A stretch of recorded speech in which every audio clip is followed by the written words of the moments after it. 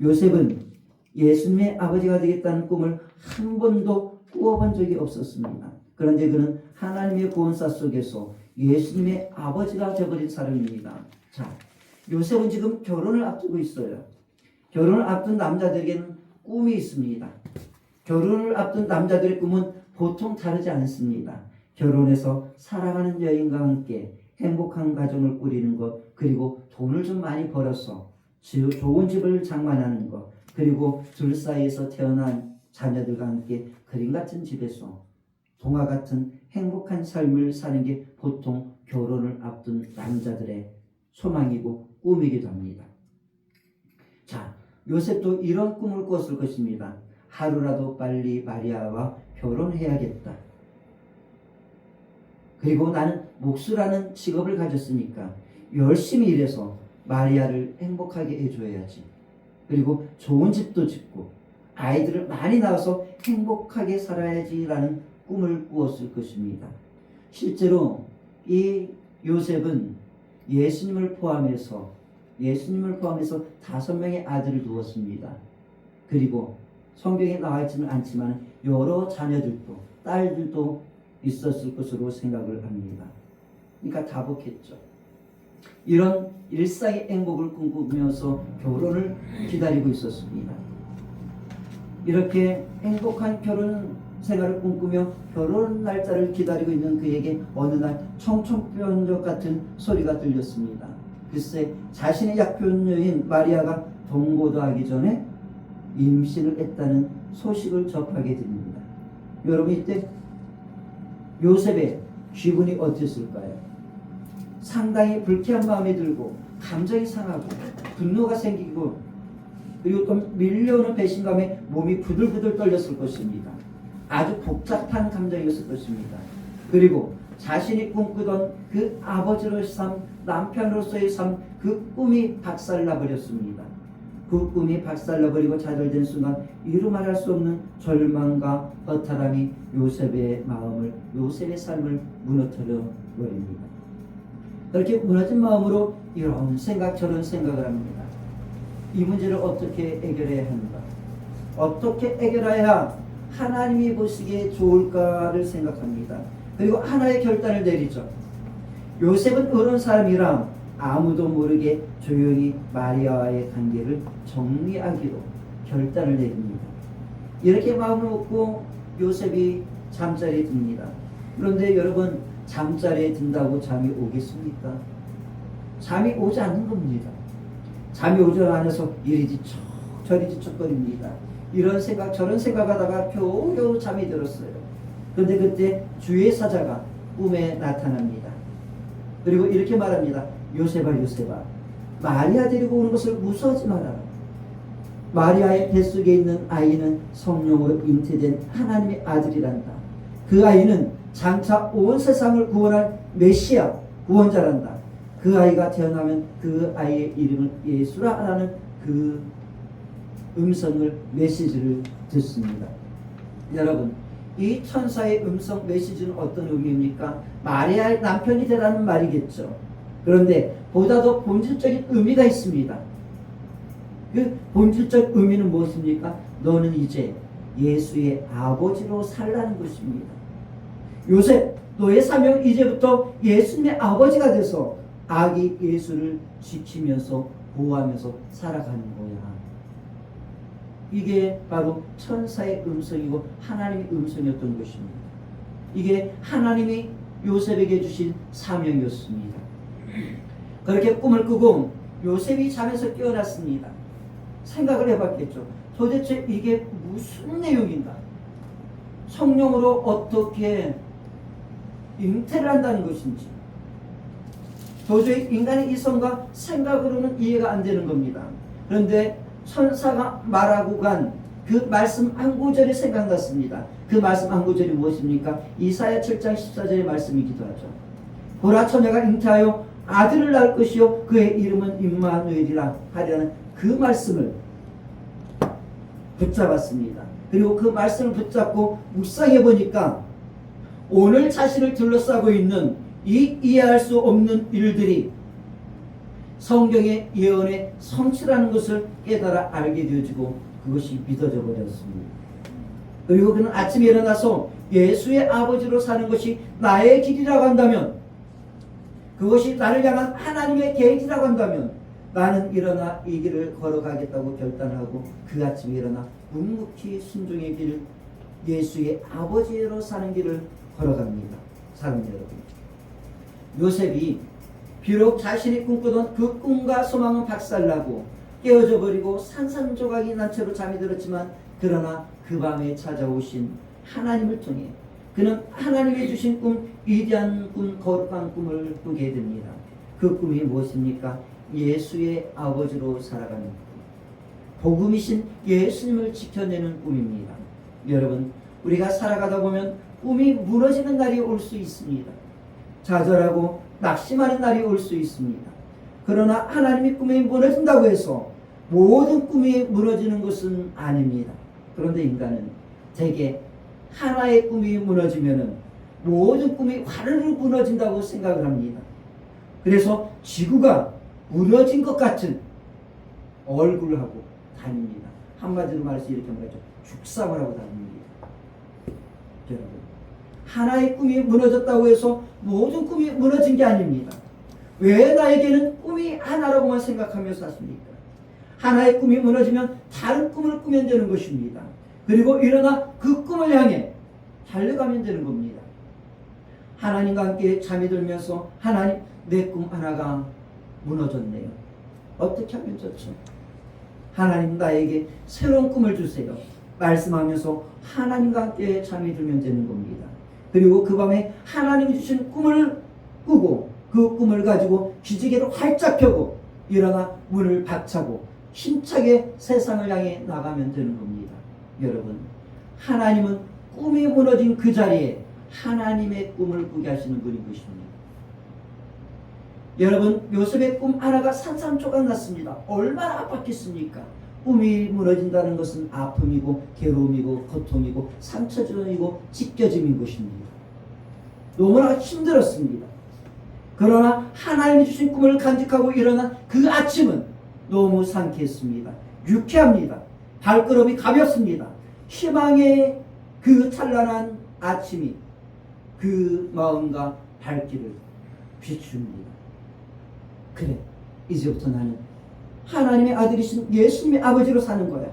온 인류를 구원할 메시아의 아버지로 사는 거야 라는 멋진 꿈과 사명을 간직하고 마리아를 향해 갑니다. 그리고 마리아의 집을 녹화하고, 그리고 마리아의 집에 문을 열고 들어가서 마리아를 향해 이렇게 말합니다. 사랑하는 마리아, 우리 집으로 갑시다. 우리 같이 집에 가서 성령으로 잉태된 하나님의 아들, 우리 멋지게 한번 키워봅시다. 나는 나의 남은 일생을 이제 하나님의 아들이신 예수의 아버지로 살아가겠어라고 말을 하면서 마리아를 데리고 갑니다. 여러분, 마리아가 이런 요셉을 보면서 얼마나 든든했겠습니까? 얼마나 행복했을까요? 그 요셉의 모습이 얼마나 멋져 보이겠습니까? 자, 그러면 여러분 한번 묻겠습니다. 요셉이 예수님의 아버지로 살아간 그 삶은 행복이 가득했을까요? 좋은 일만 가득했을까요? 보아라 즐거운 우리 집, 날마다 천국, 날마다 행복했을까요? 천만에요. 아닙니다. 물론 예수님이 태어난 한 2달 정도는 행복했을 것입니다. 너무 좋았을 것입니다. 예수님이 태어난 그날 목자들이 찾아와서 경배하고 찬양을 하죠. 그리고 저 멀리 페르시아에서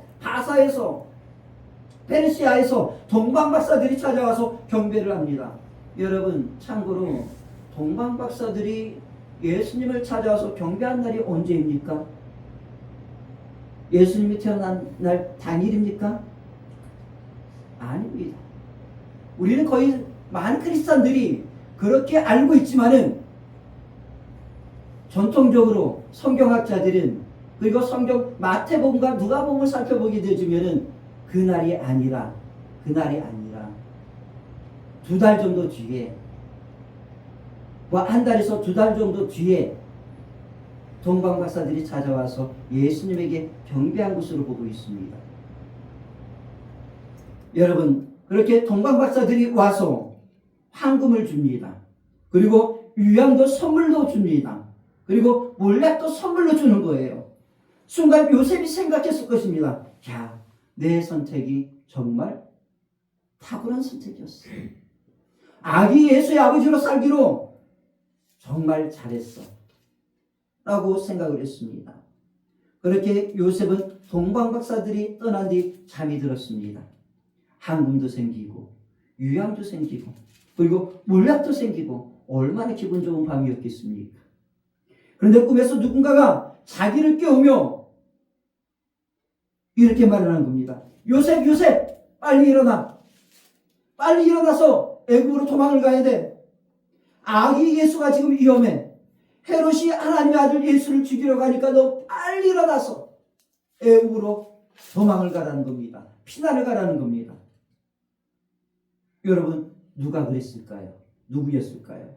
몇 달 전에 예수님의 아버지로 살아가는 꿈을 주었던 하나님의 심부름 꾼 그 천사였습니다. 여러분, 하나님을 집에 모셔드린 겁니다. 하나님의 아들이 집에서 태어났습니다. 그러면 좋은 일이 일어나야 하잖아요. 그런데 안 좋은 일이 일어난 겁니다. 위험이 닥친 겁니다. 시련이 닥친 겁니다. 그러나 여기에 요셉의 의로움이 있습니다. 그는 그 밤에 동방박사들이 떠나고 난 그 밤에 일체의 불평이나 불만 없이 그 밤에 일어납니다. 그리고 일어나서 그 밤에 아기를 품에 안고 아내 마리아를 데리고 애굽으로 즉시 도망을 칩니다. 야반도주한 겁니다. 여러분, 예수님의 아버지로 사는 길이 야반도주하는 길이라고 생각이나 했겠습니까? 그것도 다른 나라로. 그러나 요셉은 야반도주라 할지라도 하나님의 아들이신 예수님을 저 악한 에롯으로부터 지켜내고 보호하는 것이 나의 일이라고 한다고 한다면, 나의 사명이라고 한다고 한다면 나는 이 밤에 일어나야 한다. 이 어둠을 뚫고 나는 이 길을 걸어가야 한다는 일념으로 살아간 것입니다. 여러분, 이게 요셉의 믿음인 것입니다. 나는 하나님의 아들인 예수님을 헤롯으로부터 지키리라. 애굽으로 가는 길이 예수의 아버지로 살아가는 길이라고 한다면 나는 지금 이 시간이 칠흑 같은 어둠 밤이라 할지라도 일어나리라. 어둠을 뚫고 낯선 애굽 땅으로 가리라. 요셉이 없었으면 누가 이 땅에 복음으로 오신 아기 예수님을 지켰겠습니까? 여러분, 묻습니다. 우리가 아니면 우리 시대에 누가 예수님의 복음을 지켜낼 수 있겠습니까? 사랑하는 여러분, 2000년 전 하나님이 요셉을 깨우며 말씀하십니다. 요셉, 아기 예수를 지켜 복음이신 아기 예수를 지켜내야 돼 라고 말씀하십니다. 사랑하는 여러분, 혹시 요셉에게 일어나라고 하신 그 음성이 여러분의 귀에 들리지 않습니까? 은평글쓰기의 성도 여러분, 일어나. 지금 일어날 때야. 복음의 위기가 찾아오고 있어. 교회의 위기가 찾아오고 있어. 이 세상의 에롯들이 여기저기서 일어나서 복음을 말살하려고 해. 빨리 일어나. 빨리 일어나 복음을 지키라는 말씀이 들리지 않습니까? 여러분 안에 있는 복음을, 여러분 안에 있는 예수님을 빼앗으려는 이 시대의 헤롯들이 여러분을 에워싸고 이 교회를 에워싸고 달려드는 모습이 보이지 않습니다. 사랑하는 여러분, 이젠 우리는 일어나야 할 때인 것입니다. 우리가 아니면 누가 예수 그리스도의 복음을 이 시대 속에서 지켜낼 수 있단 말입니까? 주님의 몸된 교회를 우리가 아니면 누가 지켜낼 수 있단 말입니까? 사랑하는 여러분, 이 시대의 에롯으로부터 복음을 지키고 주님의 몸인 교회를 수호하고 교회를 보존하기 위해서 우리는 일어나야만 합니다. 이 시대의 에롯으로부터 복음을 지켜내는 교회, 예수 그리스도의 몸인 교회를 지켜내는 성도 되기를 축복합니다.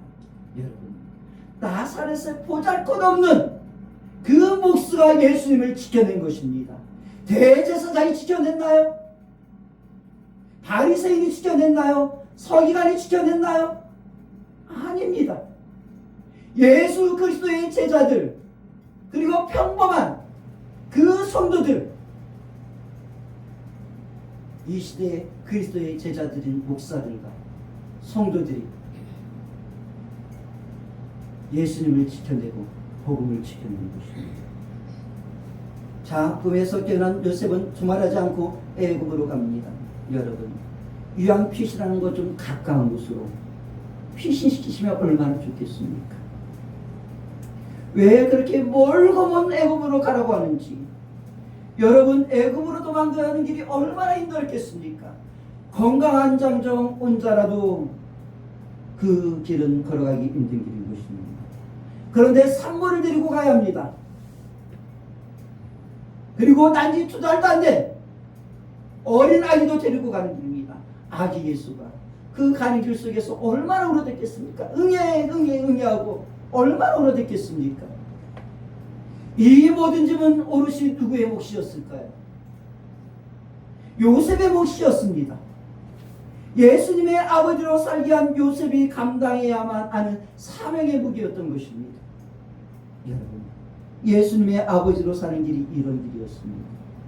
영광의 길은 무슨 영광의 길입니까? 고난의 길이고 도망가야 하는 길이고 피곤하고 힘겨운 길이고, 그리고 또 아무도 알아주지 않는 길이 예수님의 아버지로 사는 길이었습니다. 그리고 예수님의 어머니로 사는 길이었습니다. 그러면 여러분, 애굽으로 도망가는 그 길과 예수님을 키우는 가정 속에서 요셉에게 든 심정은 무엇이었을까요? 타운센트라는 선교사가 있었습니다. 이분이 남미를 전도하는 도중에, 그 전도하는 중에 돈 빌레모라는 한 원주민 젊은이를 만나서 복음을 전했습니다. 그 젊은이는 복음을 받아들여 그리스도인이 되었을 뿐만 아니라 복음 전도자가 되기로 결심을 했습니다. 그 전도자가 된 빌레모는 열심히 복음을 전하고 주님을 위해 최선을 다해 일했습니다. 그런데 어느 날 빌레모가 타운센트 선교사에게 찾아와 이렇게 말했습니다. 선교사님, 저는 이제 그리스도인 사표 내렵니다. 복음 전도자로 살아가는 이 삶 사표 내려고 합니다. 하면서 사표를 냈다고 합니다. 사표 받아주세요. 이 말을 들은 타운센트 선교사는 너무나 기가 막혀서 그에게 물었습니다. 왜 사표를 내려고 합니까? 그러자 빌레모가 말하기를, 저는 전도가 그리스도인으로 산다는 게 이렇게 힘든 줄 몰랐어요. 전도하는 게 너무너무 힘이 들어요. 이제 사람들이 욕하는 소리가, 그리고 또한 고함 소리, 그리고 나를 비난하는 소리 더 이상 감당할 수 없습니다. 제가 왜 이런 삶을 살아야 하죠? 나 이런 삶 살지 않아도요 충분히 아실 것 없는 사람입니다. 그렇게 말하며 그리스도인 사표, 복음 전도자 사표를 내더랍니다. 젊은 전도자인 돈 빌레모의 불평을 듣고 있던 타운센트가 말했습니다. 돈 빌레모, 당신이 예수님을 영접하고 나서 얼마 지난 후에 나에게 찾아와서 한 말을 기억합니까? 그때 당신은 주님께서 저를 복음을 전하는 자로 부르십니다라고 말하지 않았습니까? 그렇다고 한다면 나는 그 사표를 받을 수 없습니다. 왜냐하면 주님께서 당신을 부르셨으니 그 사표는 하나님에게 내십시오 라고 말했습니다. 청년은 주저하면서 기어들어가는 목소리로 이렇게 말했습니다. 제가 주님께 사표를 낸다고 해서 주님께서 받아주실까요? 아무래도 그 사표 받아주시지 않을 것 같은데요 라고 말했습니다. 그러자 선교사는 기다렸다는 듯이 이렇게 말했습니다. 주님께서 사표를 받지 않으신다고 한다면 그분은, 하나님은 아직도 당신을 사용하셔서 복음을 전하기를 원하신다고 생각하지 않으시겠습니까? 하나님이 사표를 받지 않는다고 한다면 하나님은 당신을 통해서 아직도 이루고 싶은 사명이 있는 것 아니겠습니까? 젊은이는 선교사의 말을 듣고 마음의 감동을 받아 곧 이렇게 말했습니다. 아, 그렇군요. 선교사님 말씀이 맞습니다. 그는 곧장 일어나 다시 기도하기 시작을 했고 성령 충만한 가운데 복음 전도의 길을 걸어갔습니다. 예수님의 아버지로 살게 한 요셉에게 이런 시간은 없었을까요? 하나님, 나 예수님의 아버지로 사는 거 사표 내겠습니다. 예수님의 아버지로 사는 게 이렇게 힘든 일인 줄 나 몰랐습니다. 여러분, 우리에게는 이런 시간이 없었습니까? 하나님, 나 그리스도인으로 사는 거 사표 내겠습니다. 그리스도인으로 사는 게 너무나 힘이 듭니다. 내 마음대로 하고 싶은데 내 마음대로 하지 못하고, 내가 가고 싶은 곳도 마음대로 가지 못하고, 저 옆에 있는 사람 내 성들 같아서 한 대 줘봐가지고 싶은데 그렇게 하지도 못하는 내 삶, 내 성격하고는 맞지 않습니다.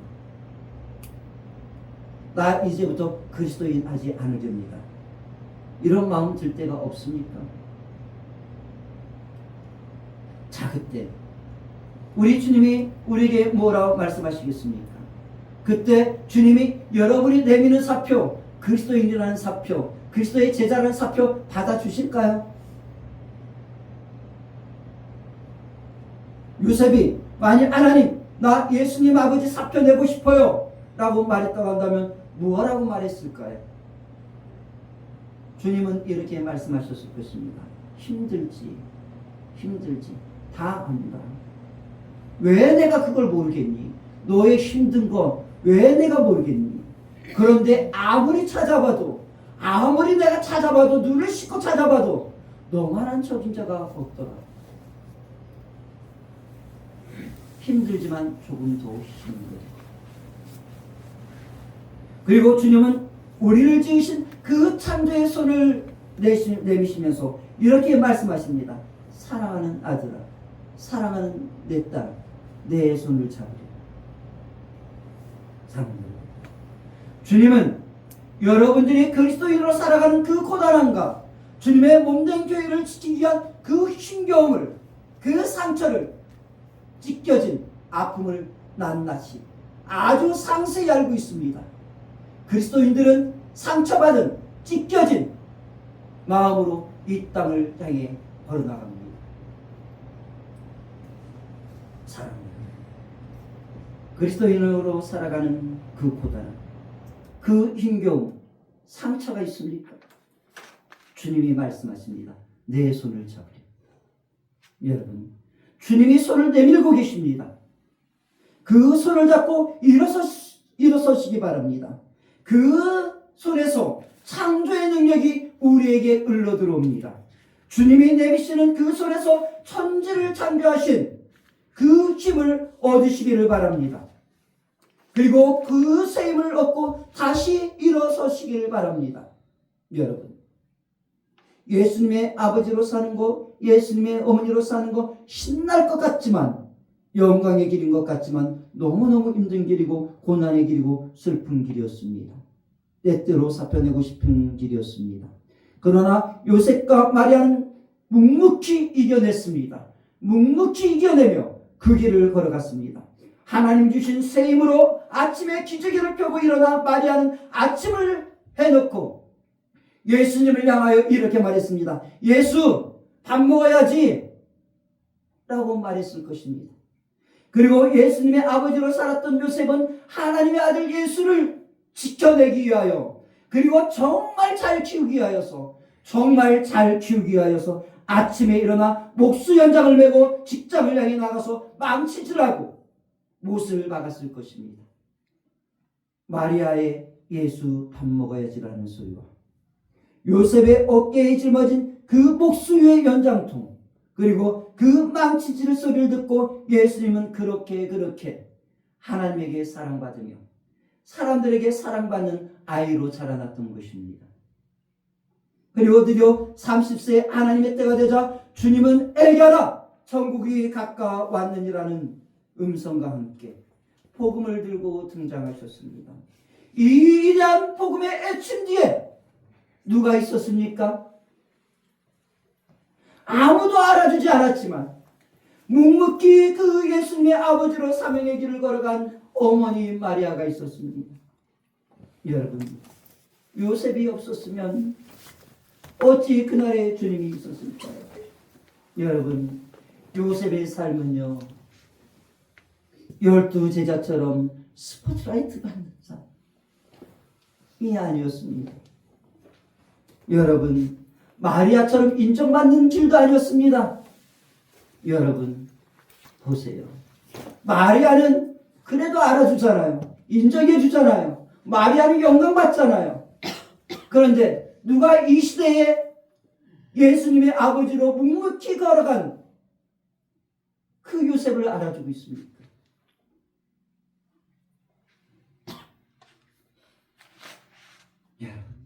예수님의 아버지로서의 삶은 화려하지도 않았습니다. 빛나지도 않았습니다. 아무도 알아주지도 않는 보잘것없는 삶이었습니다. 빛도 없는 삶, 이름도 없는 삶이 예수님의 아버지로 살아가는 삶이었습니다. 그러나 요셉은 알아주지 않아도, 화려하지 않아도, 힘들어도, 위험해도 이 길이 나에게 주신 길이라고 한다면 나는 이 길을 걸어가겠습니다. 묵묵한 순종으로 아침을 열고 그 길을 걸어갔습니다. 그리고 그 고단한 세월을 이기며 하나님이 주신 새 힘을 얻어 마침내 아버지의 사명을 완수하고 하나님의 품에 안겼습니다. 오래 살지 못했습니다. 제가 TV를 보다가 기분 나쁜 게 하나가 있는데요. 꼭 아버지가 일찍 죽어요. 제가 아버지라서 그런지 모르겠지만 아버지 엄마 다 오래 같이 살면 얼마나 좋겠습니까? 아버지는 일찍 죽더라고요. 요셉은 예수님의 아버지로 살았던 요셉도 일찍 죽었습니다. 하나님이 이렇게 물었을 것 같아요. 요셉 힘들지 않았니?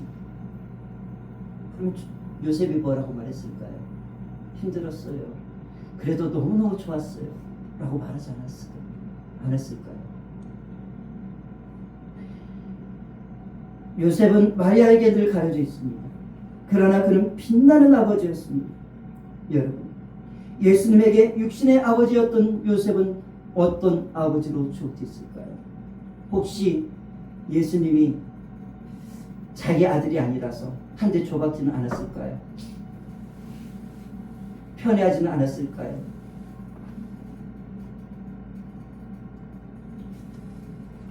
예수님이 아버지 요셉의 삶을 직접적으로 이야기한 성경 구절은 없습니다. 그러나 예수님의 비유를 보면 유독 아버지에 대한 비유가 많이 나타나고 있습니다. 그리고 예수님의 비유에 나타난 그 아버지의 모습은 아버지상 참 좋은 아버지입니다. 좋은 것을 주시는 아버지, 그리고 지켜주시는 아버지, 사랑이 많은 아버지, 인자한 아버지, 용서하는 아버지, 냄새나는 그 모습으로 오더라도 안아주는 아버지였습니다. 예수님은 아버지를 긍정적으로 그리고 있습니다. 예수님은 육신의 아버지인 요셉을 사랑하고 많이 좋아했었던 것 같습니다. 아마도 예수님의 아버지로 살았던 요셉이 예수님에게 이런 좋은 아버지상, 긍정적인 상을 그려주지 않았을까요? 이제 말씀을 정리합니다. 사랑하는 여러분, 우리에게는 꿈이 있습니다. 그 꿈은 그리스도의 제자로 살아가는 것입니다. 그리스도의 제자로 살아가는 것 힘들죠. 피곤하죠. 때때로 짜증납니다. 때때로 너무 나를 지치게 합니다. 우리를 힘겹게 합니다. 여러분, 주님은 다 하십니다. 복음의 길을 위하여서, 주님의 몸된 교회를 지키기 위하여서 이 힘든 상황 속에서도 모든 것을 뒤로하고 주님의 교회를 지키기 위하여서 하나님 앞에 나와 이 시대의 에롯으로 또 주님의 몸된 교회를 지키기 위한 여러분들의 그 수고와 헌신들을 주님은 다 알고 계십니다. 그 찢긴 삶 다 아십니다. 저는 지금까지 지내온 것 주의 크신 은혜랑 이 찬송 중 2절의 가사가 너무너무 좋습니다. 2절의 가사는 이렇습니다. 몸도 맘도 연약하나 세임받아 살았네. 이 길 걸어가다가 우리의 몸은 약해지고 우리의 마음도 약해집니다.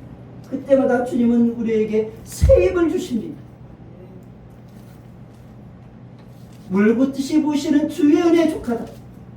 사람 없는 거리에나 험한 산길에 맬 때 주의 손을 굳게 잡고 찬송하며 가리라.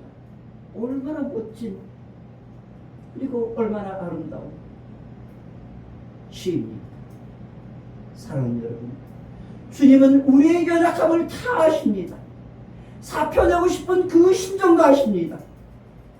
우리의 그 모든 것을 아시는 주님이 여러분이 사표를 쓰고 싶은 심정으로 잠이 든 그 밤에, 그리고 사람 없는 거리에서 헤매고 있을 때, 험한 산길에서 헤맬 때 찾아오십니다.